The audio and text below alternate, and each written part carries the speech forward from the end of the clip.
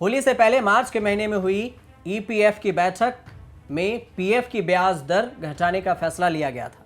पहले यह 8.5% थी, जिसे अब 8.1% कर दिया गया है। यह दर पिछले करीब 4 दशकों यानी 40 सालों में सबसे कम है।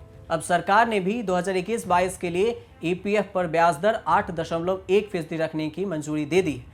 1977-78 में ईपीएफओ में 8% ब्याज दिया जाता था। इसके बाद यह 8.25% पर आ गया। 19-20 में यह ब्याज दर 8.5% रहा। देश के करीब 6 करोड़ कर्मचारी पीएफ के दायरे में आते हैं। सरकार से मंजूरी मिल जाने के बाद ईपीएफओ अब कर्मचारी की पीएफ खाते अमाउंट में अब राशि भी डालने शुरू कर देंगे। बताया जा रहा है कि पीएफ पर मिलने वाला ब्याज दर अभी कम है, इसी कारण इसे दिसंबर से पहले ही क्रेडिट किया जा सकता है। अभी पीएफ पर 43 साल में सबसे कम ब्याज दर मिल रहा है। अब वित्त मंत्रालय से मंजूरी के बाद कभी भी ईपीएफओ के मेंबर्स के पीएफ खाते में ब्याज क्रेडिट कर दिया जाएगा, यानी राशि भेज दिया जाएगा। सवाल ये कि पीएफ का पैसा इन्वेस्ट कहां होता है। ईपीएफओ पीएफ खाता धारकों के खाते में जमा हुए पैसे को कई जगहों पर इन्वेस्ट करता है। इस इन्वेस्टमेंट से होने वाली कमाई के एक हिस्से को ब्याज के रूप में खाता धारकों को दिया जाता है। अभी ईपीएफओ 85% हिस्सा डेट इन्वेस्ट करता है। इसमें सरकारी सिक्योरिटी भी शामिल है और बॉन्ड भी।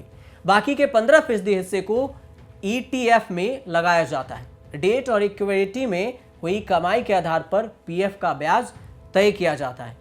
पीएफ पर अब कितना ब्याज मिलेगा, अगर इसकी बात करें तो ईपीएफओ एक्ट के तहत कर्मचारी की बेसिक सैलरी प्लस डीए का 12% पीएफ अकाउंट में जाता है।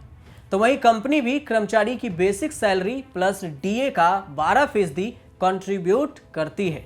कंपनी के 12% कंट्रीब्यूशन में से 3.37% कर्मचारी के पीएफ अकाउंट में, बाकी 8.33% कर्मचारी बीमा स्कीम में।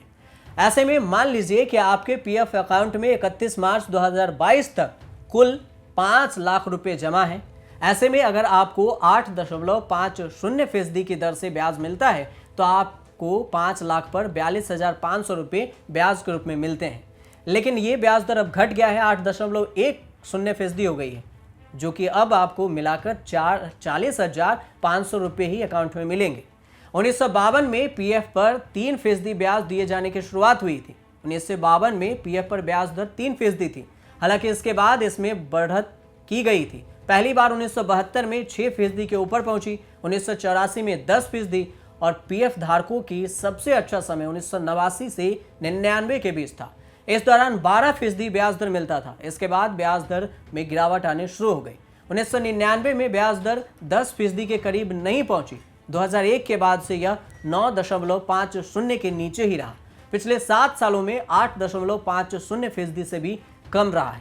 अब तक में सबसे अधिक 12% ब्याज दर रही है। पिछले 2 फाइनेंशियल ईयर 19-20 और 20-21 की बात करें तो ब्याज दर 8.50% रही।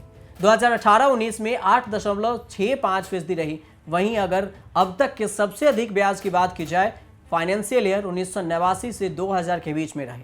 1952 से 1955 तक 3% की ब्याज दर रही थी। फाइनेंशियल ईयर के लास्ट में डिसाइड होता है कि ब्याज दर पीएफ में ब्याज दर के निर्णय के लिए सबसे पहले financial investment and audit committee की बैठक होती है। यह फाइनेंशियल ईयर में जमा हुए पैसों के बारे में हिसाब देती है। इसके बाद सीबीटी की बैठक होती है। सीबीटी के निर्णय और उसके बाद वित्त मंत्रालय की सहमति के बाद ही ब्याज दर लागू किया जाता है। ब्याज दर का निर्णय फाइनेंशियल ईयर के लास्ट में होता है।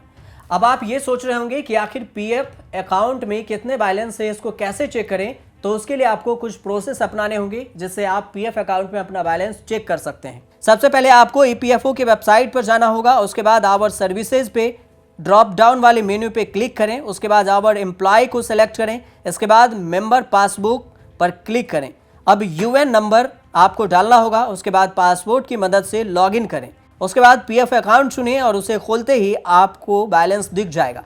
दूसरा प्रोसेस ये भी है कि आप एसएमएस के जरिए भी बैलेंस चेक कर सकते हैं। इसके लिए आपको 7738299899 पर EPFOHOUANENG टाइप कर मैसेज भेजना होगा। और आपको रिप्लाई में बैलेंस की जानकारी मिल जाए। इसके अलावा आप उमंग ऐप के जरिए भी ईपीएफओ बैलेंस चेक कर सकते हैं और इस तरह से आप ये पता कर सकते हैं कि आपके अकाउंट में ईपीएफओ में पीएफ अकाउंट में कितने बैलेंस बाकी है। आप देखते रहिए न्यूज़ तक।